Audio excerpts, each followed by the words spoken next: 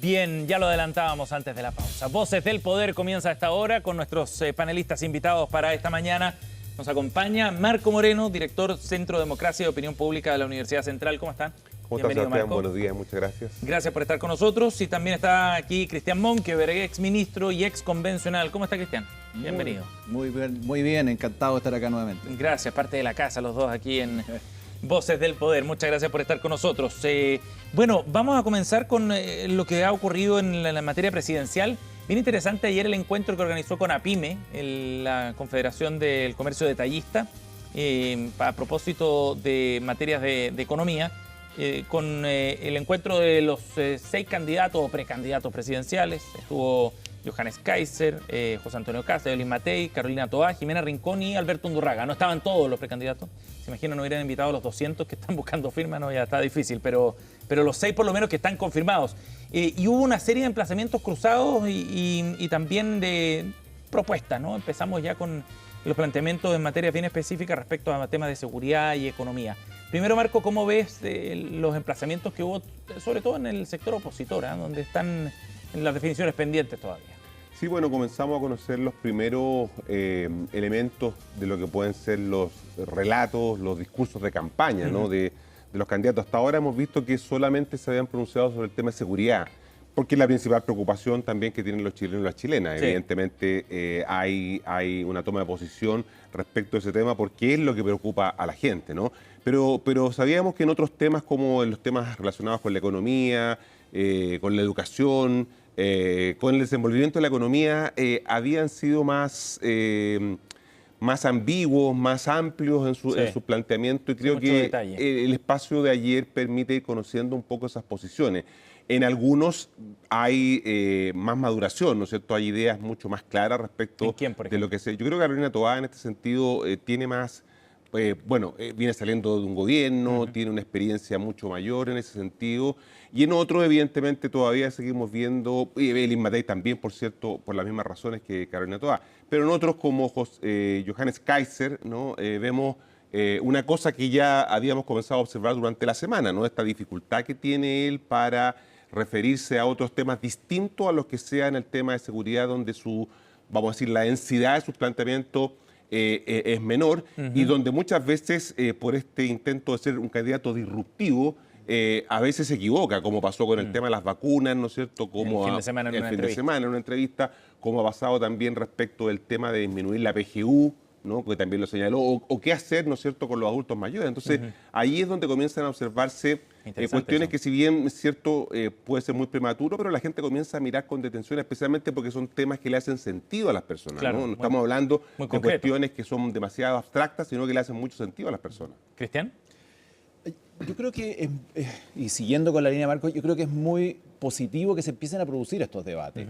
O estas conversaciones, porque no fue muy debate, además fueron como escalonados, fueron llegando como tarde, o no sé si estaban programados así, pero finalmente se produjo ahí una presentación de cada uno de ellos, y yo quiero hacer énfasis en el punto de que es bueno que los empecemos a escuchar, porque después vienen los arrepentimientos. Uno podrá gustarle más o menos una candidata o un candidato, pero evidentemente con las experiencias de los presidentes que se han ido eligiendo, y sobre todo este gobierno, hay muchos arrepentidos, y eso es así. Y de los gobiernos anteriores también pueden haber habido arrepentidos. Pero yo creo que es el minuto de ponerle un poquito más de cabeza y dedicarle más tiempo a la atención que requieren los candidatos y a las propuestas y a los planteamientos. El mejor ejemplo es Johannes Kaiser, que puede ser una persona muy atractiva desde el punto de vista electoral, que genera atención, que tiene grandes frases, grandilocuentes, y que tiene una historia de vida también que atrae, pero efectivamente cuando uno empieza a escarbar un poquito, se empiezan a notar esas diferencias. O sea, plantear, por ejemplo, que hay que terminar con la PGU con una serie de antecedentes poco conocidos o poco claros que hablan de desconocimiento, da cuenta de que hay que poner atención en lo que dice cada uno de los candidatos. ¿Se le va a hacer más difícil a Johannes Kaiser cuando empiecen este tipo de espacios, instancias, cuando hay que concretar? O sea, yo creo que se le va a hacer difícil en general a Johannes Kaiser y a todos. Y ahí va a aflorar la experiencia de Evelyn Matei, de Carolina Toá, que obviamente han estado en gobierno, han estado en el Parlamento, han sido ministras las dos, y evidentemente eso aflora. Aquí tenemos que, ya yo creo que estamos curados de espanto con la falta de experiencia respecto de quienes gobiernan, y por lo tanto yo creo que va a ser un factor la experiencia al momento de decidir el voto en la primera y la segunda vuelta. ¿Y cómo empiezan a diferenciarse los candidatos ahí, sobre todo en la oposición, estoy pensando? Porque ayer, por ejemplo, se repetían varias ideas entre Kast, Kaiser y Matei. La rebaja de impuestos, por ejemplo, un tema que están planteando los tres. El recorte del gasto público, etcétera. Pero en esta área, por lo menos, que fue el tema de ayer, economía vinculada un poco a seguridad, cuesta notar esas diferencias tan profundas. ¿Cómo lo ves tú, Marco? Claro, porque todavía, dado que no tenemos claridad sobre quiénes van a estar en la papeleta, quiénes se van a inscribir el 18 de agosto finalmente, porque hay que resolver el tema de las primarias, por ejemplo, en el oficialismo, ¿no? Y en la oposición también el tema de las primarias sigue siendo una cuestión que ronda, que da vuelta. Evelyn Matei tiene voluntad para hacerlas, pero sabemos que Kaiser y Kast definitivamente no son partidarios de eso. Entonces, todavía frente a esa ambigüedad de quiénes son los candidatos, yo creo que especialmente en la oposición buscan de alguna manera fidelizar el electorado que tienen hoy día, ¿no es cierto? El nicho electoral sobre el cual van a establecer las bases de su campaña. Lo que yo creo que es un error, porque esta es una elección, las elecciones en Chile siempre se ganan por el centro, vamos a decir, no por las puntas. Por lo tanto, creo que solo apuntar a ese nicho electoral para digamos, movilizarlo, que se justificaría en una campaña de primarias, porque en primaria tú tienes que llevar a votar a los tuyos, claro, y evidentemente seducir a los que no militan para que participen de esta. De acuerdo a una última encuesta de la Cosa Nostra, ¿no? Sí. Se decía que un 45% de las personas estaría interesadas en participar en las primarias del oficialismo y solo un 23% en la de la oposición, ¿no? Entonces ese es un dato bien interesante, porque te da cuenta de que eso es lo que está llevando a los candidatos en esta previa. Estamos a 30 días del plazo para que se inscriban las primarias, el 30 de abril, ¿no? Los candidatos entonces por ahora creo que no están apostando mucho a la diferenciación, sino que a tratar de marcar espacios en el electorado que tradicionalmente les ha sido fiel, ¿no? Y para eso entonces de alguna manera lo que plantean son ideas, son planteamientos que le hagan sentido a esa base electoral, pensando en la elección de primaria y no todavía en la elección presidencial. Ahora, se instala otra discusión, Cristian, más allá de las primarias, dado que Kast y Kaiser no se muestran muy favorables a eso, pero sí la idea de qué va a pasar en una eventual segunda vuelta, y si es que estarán los apoyos o no. Kaiser dijo que era con condiciones. Kast ayer se mostraba más claro sobre ese punto. Sí, a ver, dos cosas. Yo creo que todavía se echa de menos mayor presencia de los candidatos de izquierda, del oficialismo. Está Carolina Toá muy sola. No sé si será cómodo o no para ella. Yo creo que no. Yo creo que lo mejor es que tuviese un par al lado que recorrieran, que se desplegaran. También ahí da cuenta de la falta de, bueno, se ha escrito mucho, de la falta de liderazgo y de reemplazo y de sucesión de quienes están gobernando, ¿no es cierto? Sobre todo el Frente Amplio, que tiene una dificultad mayor para poder buscar un candidato. Hoy día, al parecer, sería Gonzalo Vinter en una lógica como de descarte. Ni él quería. En fin, yo creo que eso también va a generar mayor intensidad del debate, eso de todas maneras, porque hoy día tenemos un debate entre las oposiciones, ya no lo digo entre la derecha, entre las oposiciones. Y por otro lado, la izquierda está Carolina Toá muy sola, y creo que hace falta eso. Ahora, ¿y en la oposición? ¿Cómo ves ese escenario y los acuerdos y compromisos que se pueden alcanzar pensando en la segunda vuelta? Iba a eso. A nosotros, y lo hemos dicho, yo creo que es clave quienes forman parte de la oposición, y yo soy parte de la oposición, militante de Renovación Nacional, estar disponibles a un acuerdo de un apoyo en la segunda vuelta. Ahora, eso no es a cambio de nada, eso tiene que ser bien pensado, pero principalmente respecto del contenido de un programa de gobierno. Nadie va a apoyar porque quiero ganar. O sea, tiene que haber un programa de gobierno que te represente, que represente los principios y las ideas que uno promueve, o que los partidos, que las coaliciones promueven. Lo demás es yo prefiero quedarme fuera, si es que no hay un compromiso respecto programático de qué es lo que se va a empujar y qué se va a hacer más o menos en el gobierno, porque después vienen los arrepentimientos, así como apoyo o estoy dentro, también vienen las dificultades. Entonces, y eso lo tienen que hacer todos, pues, y eso lo tienen que hacer todos. Evelyn Matei lo ha dicho en todos los tonos, quiere primaria, está absolutamente disponible, ella dice, y yo creo que va a ganar en la primera vuelta, pero ella dice, pero si no, yo también estoy disponible a pensar apoyos para la segunda vuelta, lo ha señalado.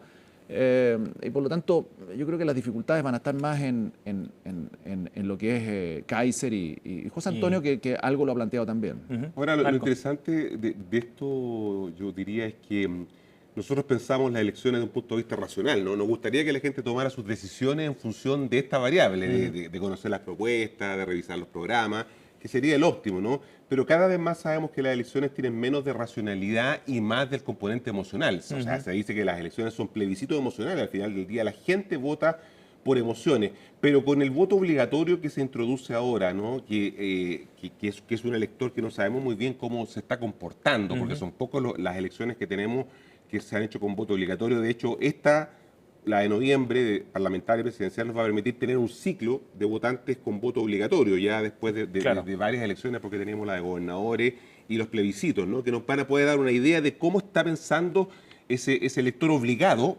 ¿no? que antes no participaba, y cómo podría estarse comportando. Por eso que es importante también ir pulsando, creo yo, y viendo que efectivamente siendo la elección racional, a partir de lo que plantean los candidatos, un elemento clave, no podemos dejar de lado también que el componente de la emoción, digamos, el voto de castigo, en el caso del gobierno, o el voto contra la élite, para todos, ¿no es cierto?, puede ser un elemento que se ponga sobre la mesa y que evidentemente cuando comience ya la campaña en forma se va a tender a profundizar. Y eso agrega una cuota de incertidumbre importante, me imagino, ¿no? Eso hace de que muchas veces digamos nosotros, Cristian, yo, que la elección está abierta justamente por esto, ¿no? Por el espacio de incertidumbre, de que no sabemos muy bien, sobre todo, cómo se van a comportar estos electores que con suerte son la mitad del padrón. O sea, si vamos a tener un padrón de 15 millones o están votando más o menos eso, entre 13 y 15 millones, por lo menos la mitad de esos electores son obligados, ¿no? Y de esos electores obligados sabemos poco. Porque las encuestas, por ejemplo, estaban acostumbradas a hacer pronósticos con votantes con voto voluntario, ¿no? Sí, y más o menos habían comprometidos los perfilado. Claro, y habían adecuados esas herramientas, ¿no es cierto?, a tratar de identificar cómo votan ese tipo de elector. Pero con este elector, que no sabemos muy bien en qué está pensando, cómo está pensando, cuáles son sus expectativas, se hace bien difícil e incierto, ¿no es cierto?, el resultado. Y por eso esta idea de una elección abierta es una buena manera de poder tener un rótulo para señalar que todavía todo está líquido desde el punto de vista Ahora, electoral. sí hay mucho de sentido común en las últimas votaciones de voto obligatorio. A ver, con la de los plebiscitos, ¿no? Claro. O sea, ahí cuando debuta el voto obligatorio con los dos plebiscitos, ¿no es cierto?, de la Convención 1 y la 2, lo que se manifestó mayoritariamente fue el sentido común. Fue el darse cuenta de que no quiero extremos, no quiero posiciones que estén en uno o en otro polo.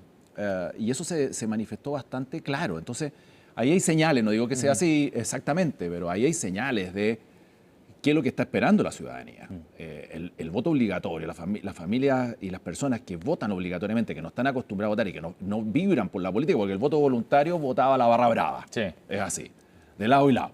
En el voto obligatorio votamos todo. Y por lo tanto, lo que se busca ahí es sentido común, que el país crezca, que haya seguridad. ¿Y quién me da mayor tranquilidad respecto de estos desafíos y estas garantías? Entonces, ahora, ¿ese escenario le da pie, por ejemplo, es más propicio para candidatos como Franco Parisi, que según ha declarado vuelve a Chile para lanzar su candidatura presidencial y de hecho sigue marcando en varias encuestas también? Pero las elecciones de octubre de alcaldes, concejales, gobernadores mostraron algo distinto, un poco parecido a lo que decía Cristian, porque esas opciones más disruptivas no fueron premiadas por los electores. El caso de Marcela Cubillo, el caso de Iracy Hasler, el caso de Iván Poduje, ¿no?, por nombrar candidatos que jugaran, apretaban esa tecla, ¿no?, la tecla de la posición extrema, y fueron alcaldes que ganaron, ¿no es cierto?, con posiciones más moderadas, Desbordes, Catalina San Martín, la alcaldesa Ripamonti en Viña,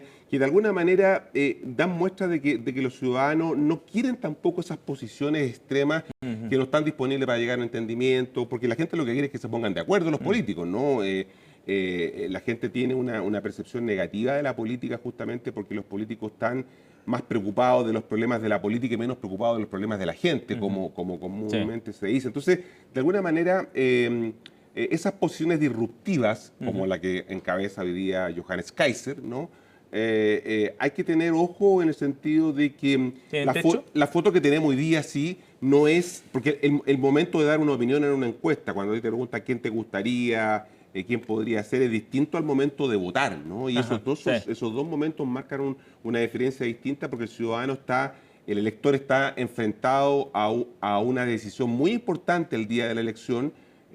Además, su decisión la está tomando cada vez más cerca del momento de la elección y por eso hace entonces que tengamos un escenario todavía incierto respecto a su comportamiento electoral. Estamos junto a Marco Moreno y Cristian Monkeberg. Hacemos Voces del Poder, nos vamos a ir a una pausa, ¿les parece? Al regreso vamos a estar revisando detalles del adelanto que ha hecho el diario La Segunda de la declaración de Manuel Monsalve. Probablemente se dé a conocer también en la audiencia que está en desarrollo, que comienza en unos minutos ahí en el Centro de Justicia. Muy interesante, con algunos antecedentes que puede aportar al debate y que seguro van a marcar tema el día de hoy. Volvemos con eso y más, aquí en CNN Chile Radio.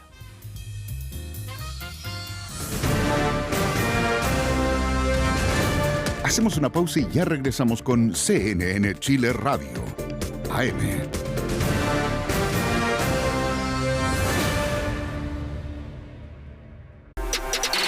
Economía, distante para algunos, cercana para nosotros. Algo que tú ya bien sabes, siempre atento a indicadores. Capitán de tus inversiones, del grupo de los informados, al tanto de nuevas necesidades. Materias primas y noticias internacionales. Para decir con autoridad, he ahí una gran oportunidad. Agenda económica, de lunes a viernes desde las 8 y 19:30 horas. CNN Chile, siempre.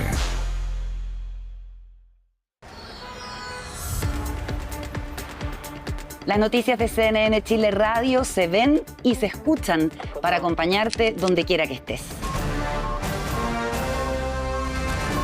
Información, opinión y análisis por las pantallas de CNN Chile, con nuestras voces y en todas las plataformas. Queremos estar junto a ti. CNN Chile Radio. Contigo, siempre. De lunes a viernes desde las 8:30 horas. CNN Chile Radio.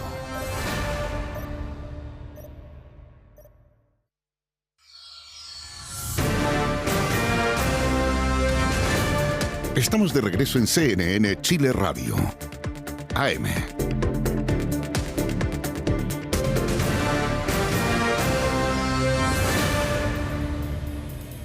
Estamos de vuelta, son las 9:56, seguimos aquí en CNN Chile Radio, hacemos Voces del Poder, nos acompañan nuestros panelistas Marco Moreno y Cristian Monkeberg en la conversación del día de hoy.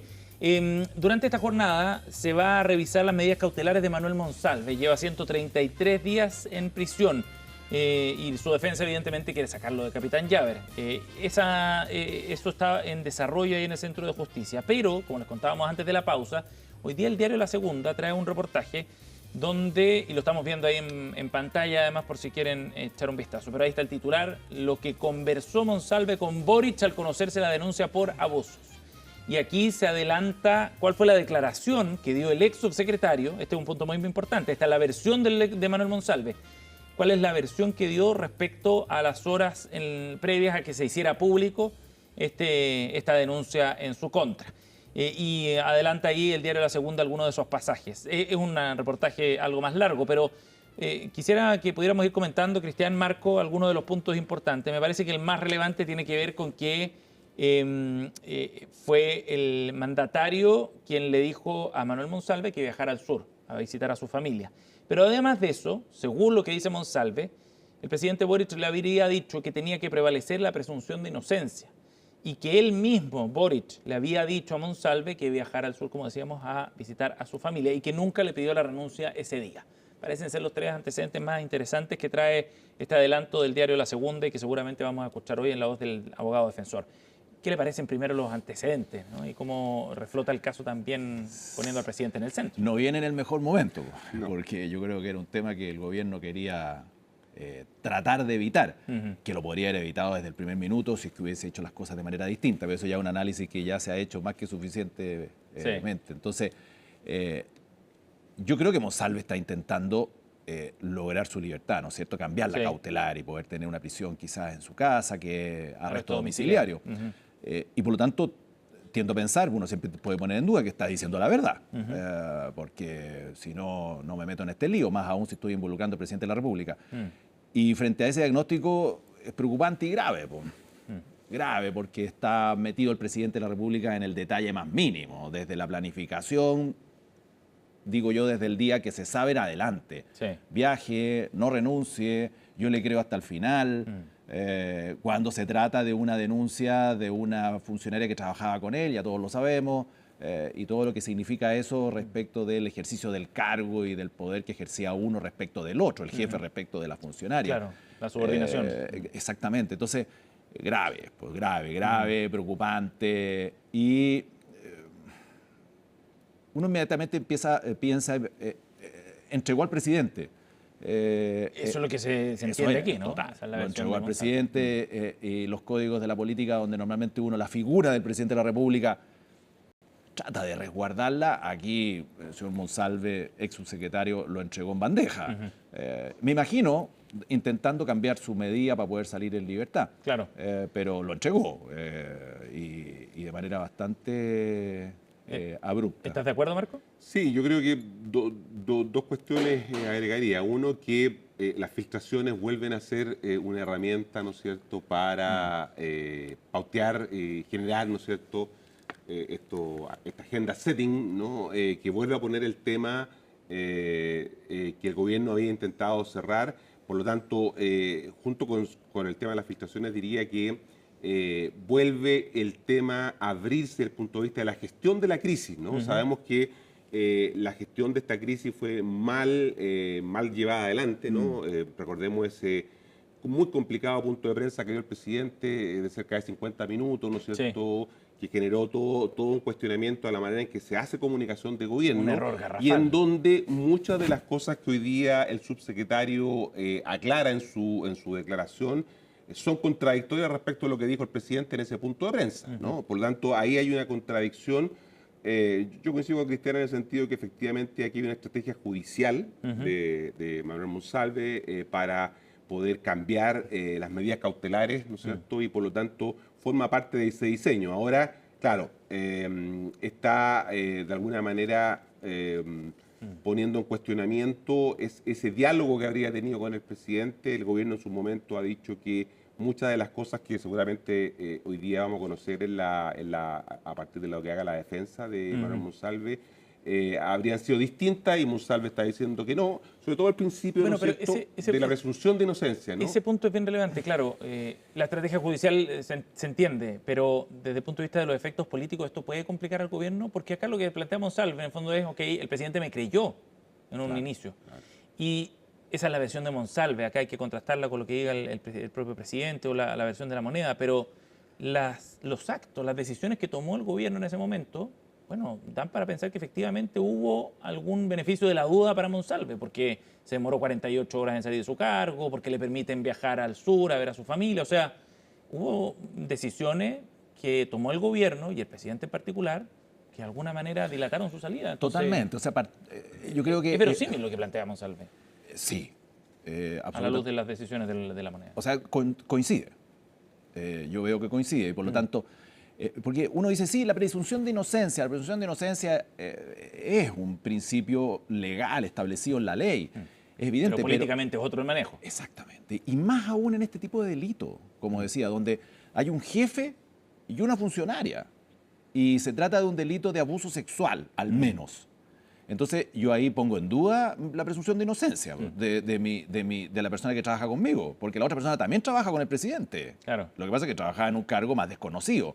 Los dos trabajaban con el presidente y él le cree a él y no a ella. Entonces, todo ese discurso de proteger a la víctima, sobre todo cuando se trata de delitos de este tipo, cuando se trata de una mujer en torno a una persona que ejerce poder sobre ella, se viene al suelo y esto lo viene a confirmar.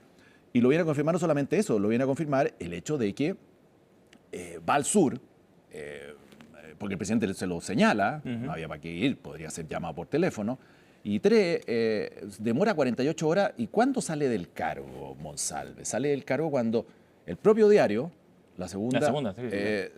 Destapa esto a los 2 días. El jueves, si no, no iba a salir. De hecho, estaba en el Congreso en esos días. Es bien increíble todo, pero empieza a cuadrar todo, ¿no es cierto? Lo interesante es que la declaración de Monsalve concentra la responsabilidad en el presidente, ¿no? Porque hasta en esos días previos, ¿no es cierto?, había dudas respecto del rol de la ex ministra del Interior, Carolina Toá, ¿no es cierto? Ahora Monsalve aclara que en realidad todas esas decisiones respecto de qué hacer y no hacer las tomó el presidente, ¿no? Según lo que señalaría el diario La Segunda el día de hoy a propósito de la filtración de la propia declaración.